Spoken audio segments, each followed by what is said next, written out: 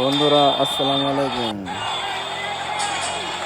মাদারীপুরের এমপি শাহজাহান খান ও নাসিমের বাড়িতে আগুন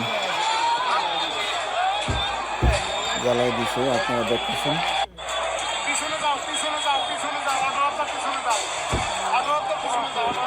শাহজাহান আর নাসিম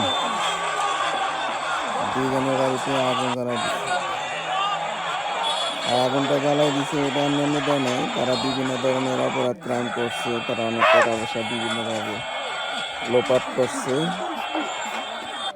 আর ছাত্রদের উপর, জনগণের উপর পুলিশ, র্যাব, বিজিবি এগুলি তারা লেলাই দিছে। এই সমস্ত কারণে জনগণ তাদের উপর ক্ষিপ্ত। এই যে কয়েকশো ছাত্র এই যে মেরে ফেলেছে, এর জন্য দায়ী তারা তারা সংসদের ভিতরে ছিল, তাদের হাতে পাওয়ার ছিল, আর সেজন্যই তারা দোষী এই সমস্ত ব্যাপারে।